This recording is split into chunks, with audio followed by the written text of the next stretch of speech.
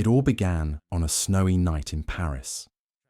Travis Kalanick and Garrett Camp, two entrepreneurs fresh off the sale of their startups, stood at a curb in the French capital, unable to hail a cab. The moment was inconvenient but ordinary until it sparked an idea that would reshape how the world moved. What if with the tap of a button, a car came to you? No cash, no arguments, no I don't go to that neighborhood. Just seamless transportation. In 2009, UberCab was born. In its earliest form, Uber wasn't a global juggernaut. It was a sleek experiment. An app where users in San Francisco could summon luxury black cars driven by licensed chauffeurs. It was high-end niche and aimed at tech-savvy elites. But within 2 years, the experiment exploded. The sleekness remained, but the luxury gave way to accessibility. With the launch of UberX, suddenly anyone with a car and a smartphone could become a driver. Barriers fell, prices dropped, cities transformed. By 2014, Uber was already operating in dozens of countries. It became the poster child of Silicon Valley's new religion disruption. Taxis were old news. Licensing regulations, outdated bureaucracy, labor laws. An obstacle, not a framework. Uber didn't just want to compete, it wanted to obliterate. This wasn't just about transport. It was about re-engineering the entire urban experience. Investors took notice. Uber raised funding at a pace and scale never before seen in tech history. In 2011, it closed a $11 million Series A. By 2013, Google Ventures pumped in $258 million. In 2014, Saudi Arabia's public investment fund joined the frenzy. In total, Uber would raise over $25 billion in venture capital by the time it went public. And that capital didn't just fuel expansion, it became a weapon. With a war chest bigger than the GDP of some small nations, Uber began deploying capital like napalm. It undercut taxi prices in every market it entered, often subsidizing rides below cost. For a brief moment in time, Uber was the cheapest, fastest, most convenient option by design. The goal was not profitability, it was domination. And domination required aggression. Uber expanded with ruthless speed, often entering cities without regulatory approval. Local governments protested, taxi drivers rioted, lawsuits mounted. But Uber's strategy was simple: move fast, get big, apologize later. In city after city, Uber poured money into lobbyists' public relations campaigns and legal challenges. It hired former Obama and Bush officials. It recruited elite attorneys. It even created software like Greyball to evade law enforcement and regulators. Meanwhile, the culture inside Uber mirrored its external aggression. Under CEO Travis Kalanick, the company became infamous for its bro culture, intense, masculine, competitive, to the point of toxicity. Internal emails glorified working 100-hour weeks. Managers were encouraged to always be hustling. Human resources often looked the other way when harassment was reported. Loyalty was measured by how far you'd go to win, not how well you treated your team. Yet for all its internal chaos, Uber's external image gleamed. It was seen as the startup that couldn't lose. The app was sleek, the rides were cheap, the pitch was compelling. Uber would be the Amazon of transportation. It would kill car ownership. It would reinvent cities. It would build flying taxis. It would even revolutionize freight and food delivery. Every pitch deck pointed to a single North Star: total market capture. But underneath the surface, cracks were forming. The first problem was the economics. Even as ridership soared, Uber bled cash. In 2016, the company lost $3 billion. In 2017, it lost $4.5 billion. The more it grew, the more it lost. And while executives promised these were just growing pains, some investors began to whisper the unthinkable. What if the business model didn't scale? Meanwhile, scandals began piling up. In 2017, former engineer Susan Fowler published a now famous blog post detailing rampant sexism and harassment at Uber. The revelations triggered a cascade of investigations, employee resignations, and media exposés. Then came the infamous video of Travis Kalanick berating an Uber driver caught on dashcam. Public sentiment began to turn. Regulators smelled blood. That same year, Uber was forced to reveal that it had covered up a massive data breach, paying hackers $100,000 to keep quiet. The FTC launched an inquiry. The company's already fragile reputation cracked further. Kalanick was pushed out in mid-2017. He resigned under pressure from investors who feared the company's toxic image might jeopardize its IPO ambitions. Dara Khosrowshahi, the soft-spoken CEO of Expedia, was brought in to clean house.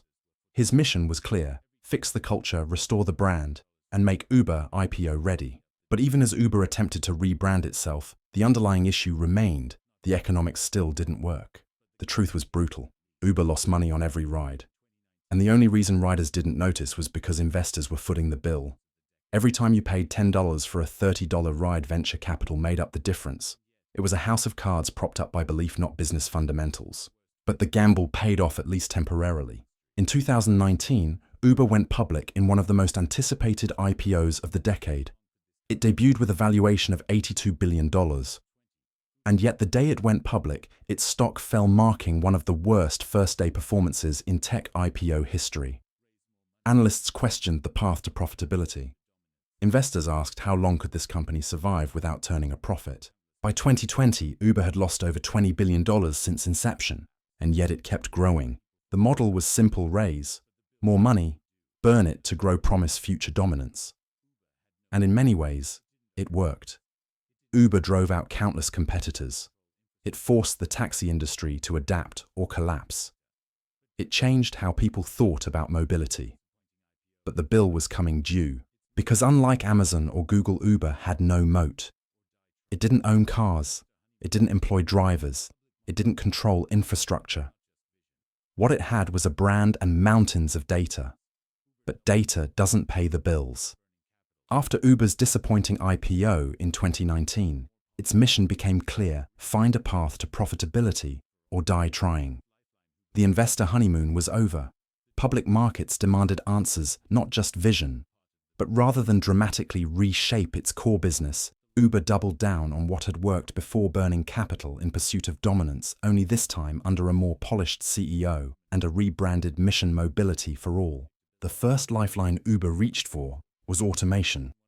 The dream was seductive. Eliminate the most expensive part of the business, the driver, and the math would finally work.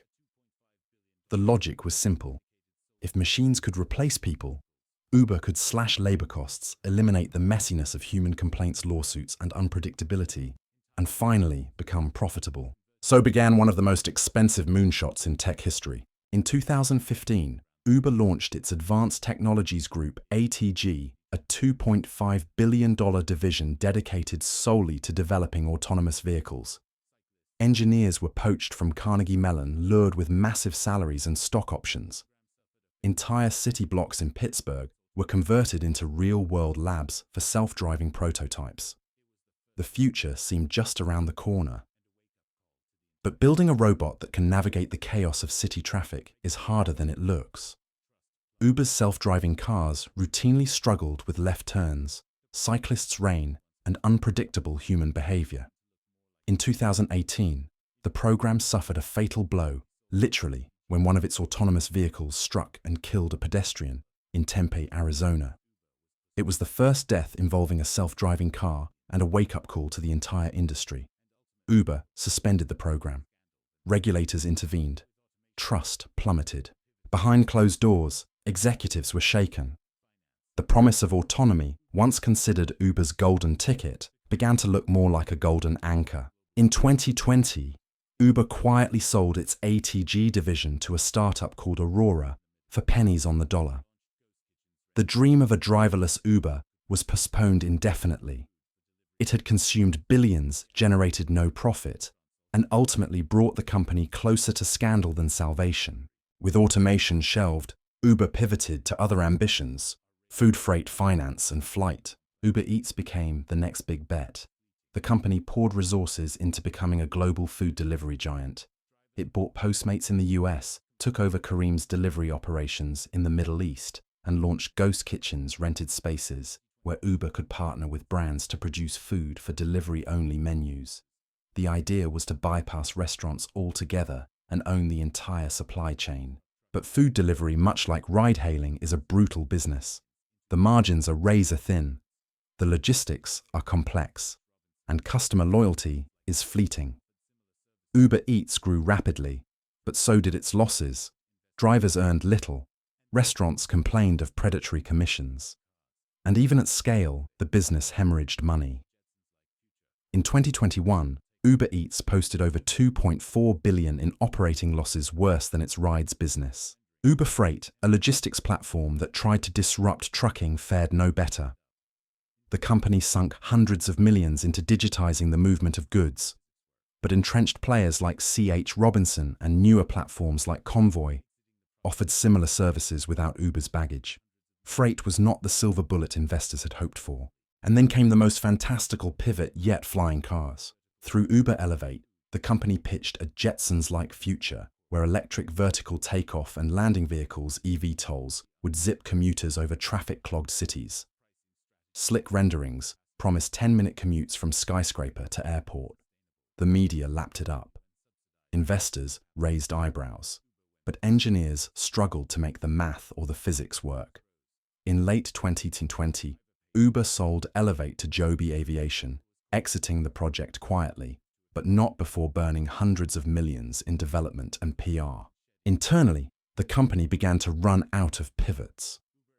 Each new vertical autonomy food freight flight had failed to offset the core problem. Uber's fundamental business model was structurally unprofitable. By design, Uber's pricing strategy, low fares for passengers, high incentives for drivers, was never sustainable. It worked only when subsidized by venture capital. Once Uber went public, those subsidies had to shrink. When prices rose, demand fell. When driver pay dropped, supply dried up. Uber was caught in a vicious cycle: too expensive to attract riders, too cheap to reward drivers. And so it began shedding what it could. In 2020 and 2021, Uber exited dozens of global markets. It sold off operations in China, Southeast Asia, and Russia. It offloaded non-core businesses like Jump Bikes, ATG Elevate, and portions of Uber Freight. Layoffs followed. Entire offices were shuttered. The era of wild expansion had ended. But the damage was done. In trying to be everything, a ride company, a food company, a logistics company, a flying taxi pioneer, Uber had lost focus. It had burned through tens of billions of dollars with little to show for it. Its path to profitability, once a matter of scale, now required miracles. Even more troubling competitors were catching up. In markets where Uber had once been dominant, local rivals began to win. In India, Ola clawed back market share. In Southeast Asia, Grab surged ahead. In China, Uber had already retreated, selling its operations to Didi. These rivals didn't just outmaneuver Uber, they understood their markets better. They tailored services, respected local regulation, and avoided Uber's move: fast break things, arrogance. Uber's reputation, once its greatest asset, had become a liability. Drivers protested. Lawsuits multiplied. Cities demanded more regulation. And in the public imagination, Uber was no longer a scrappy disruptor. It was a Silicon Valley bully that couldn't keep its promises. The pandemic only made things worse. As COVID-19 ravaged global mobility, ride-hailing demand cratered. Uber's rides business dropped by 80% in some regions. Losses mounted. Meanwhile, food delivery demand spiked, but even that couldn't offset the bloodletting. To survive, Uber needed more than cash. It needed a story. And so, it crafted one: the super app vision. A platform where users could ride, eat, rent bikes, hail buses, and send packages all from a single app. It was clean. It was futuristic. And it was quietly familiar: the same vision Uber had been selling for years, just with a fresh coat of paint. But this time, fewer believed, because the core problem remained untouched. Uber could no longer subsidize its way to growth. And without subsidies, the economics didn't make sense. Riders didn't want to pay more. Drivers didn't want to earn less. And investors were tired of waiting. By 2021, Uber had shed nearly everything it once promised would lead to profit. Self-driving cars sold. Flying taxis abandoned. Freight and food delivery still losing money. What remained was the core ride-hailing. The simple act of moving a person from point A to point B. But as Uber returned to its roots, a harsh truth remained unchanged. The unit economics of Uber do not work, and perhaps never have. To understand this, we must dismantle the illusion of Uber's business model. Uber has always described itself as a platform, not a transportation company. This distinction is critical. As a platform, Uber claims it doesn't employ drivers.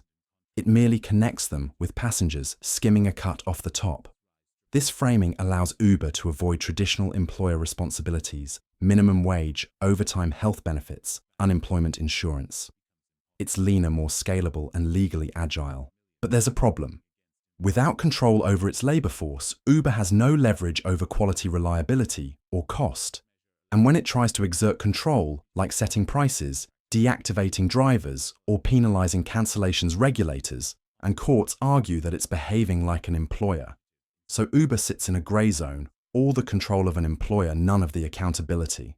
This legal ambiguity is not a side effect, it's the business model. Uber's economic survival depends on classifying drivers as independent contractors.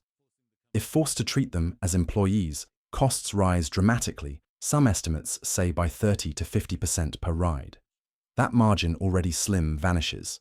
Profit becomes impossible. That's why Uber has spent hundreds of millions lobbying against employment laws across the globe.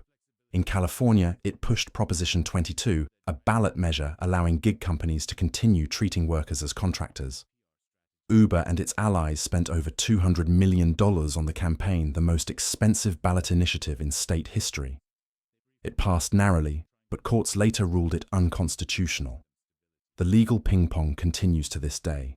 In the UK, a Supreme Court ruling declared Uber drivers to be workers, not contractors, forcing the company to provide benefits and back pay. In France, Spain, the Netherlands and India, similar rulings emerged. In each case, Uber fought back, appealing decisions, threatening to leave markets and spinning public narratives about driver flexibility. Flexibility is Uber's favorite word. The idea that drivers are entrepreneurs free to work whenever they want is central to its PR strategy. And for some, it's true. But data shows the vast majority of Uber drivers are not part-time side hustlers.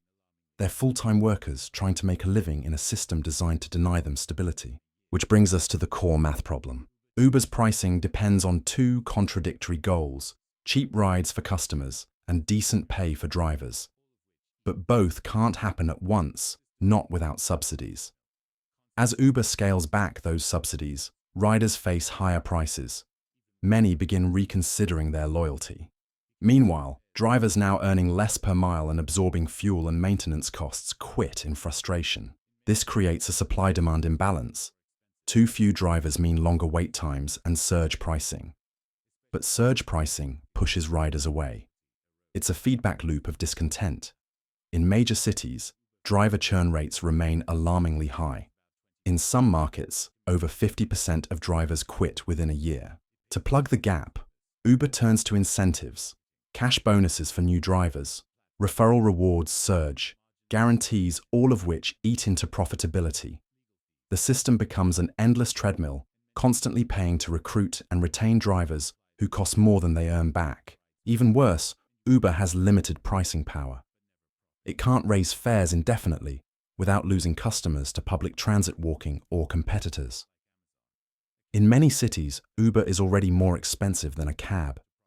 And as consumers become more price-sensitive, especially in post-pandemic economies, loyalty erodes. Let's do some simple math. Imagine an average Uber fare is $20. Uber takes about 25% as commission, $5. Out of that $5 it pays for customer service, insurance, marketing, driver incentives, and platform operations. The margins are razor thin.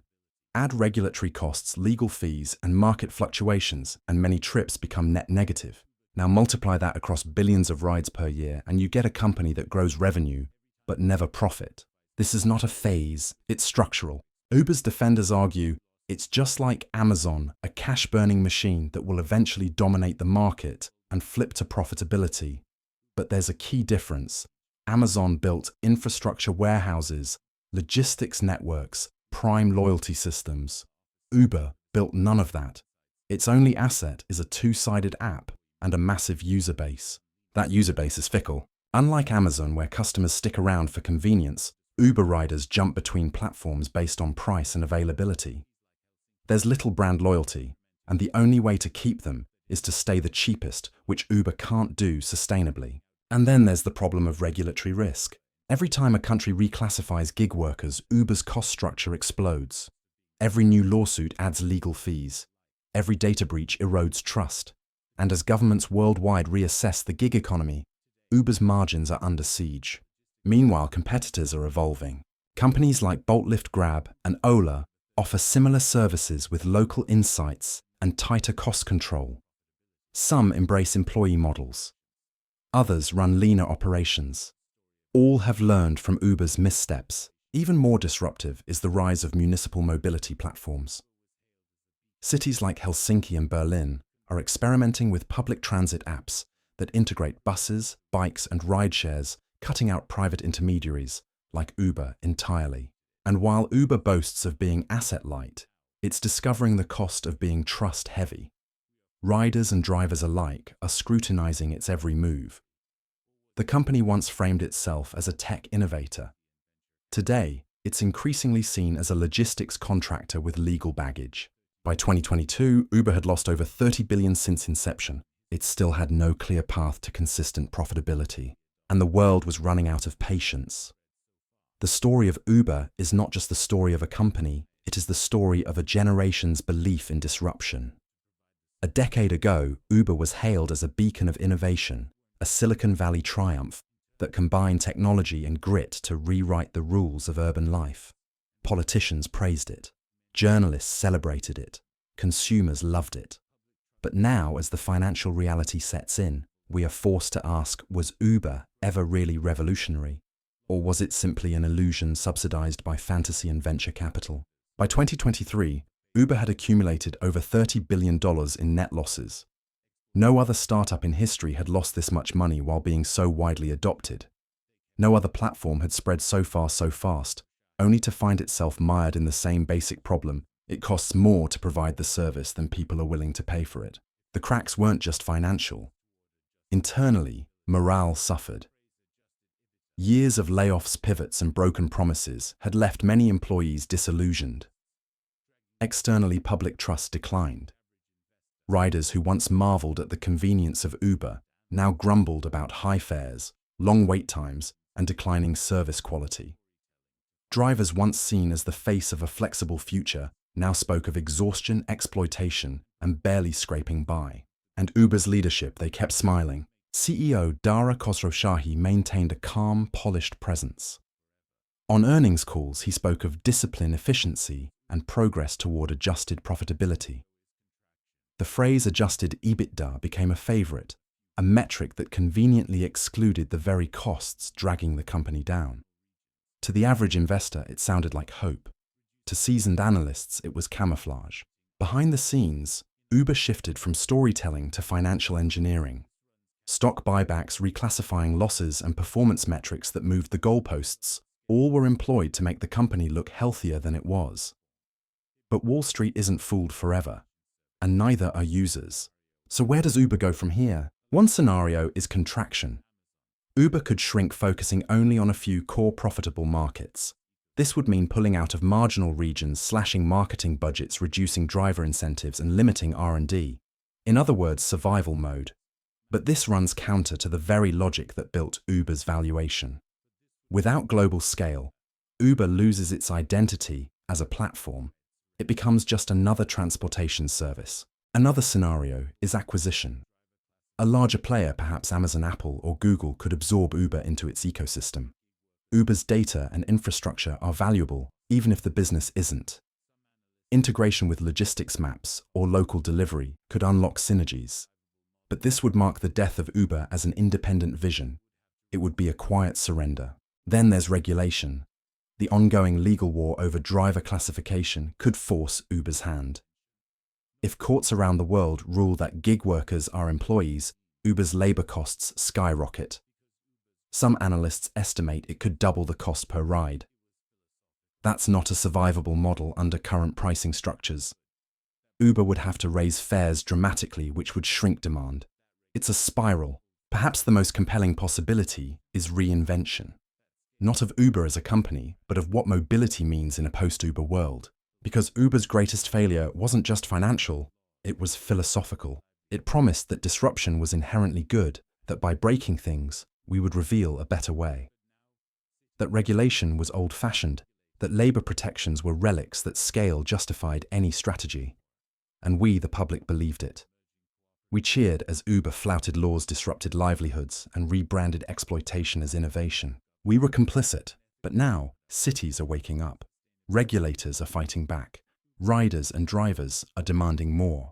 Alternative models are emerging, cooperative platforms owned by drivers, municipal mobility apps, managed by local governments and ethical startups that prioritize sustainability over scale. Uber may survive, but its myth has collapsed. No longer is it the scrappy innovator. It's a cautionary tale, a case study in what happens when vision outpaces values, when disruption forgets who it's disrupting. And that collapse of myth matters, because Uber taught a generation of founders that growth is everything, that laws are optional, that losing money is acceptable if the story is compelling. That's the real damage. Uber didn't just burn cash. It reshaped how the tech world thinks about responsibility, and the consequences are still unfolding.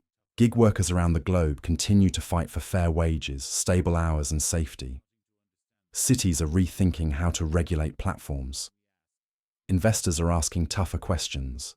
And everyday users, people like you and me, are starting to understand the true cost of cheap and fast. So, when we ask why is Uber losing billions, the answer is simple. Because it was never built to make money. It was built to raise money, to dominate markets, to rewrite laws in its favor, and to create the appearance of inevitability. But inevitability is not profitability.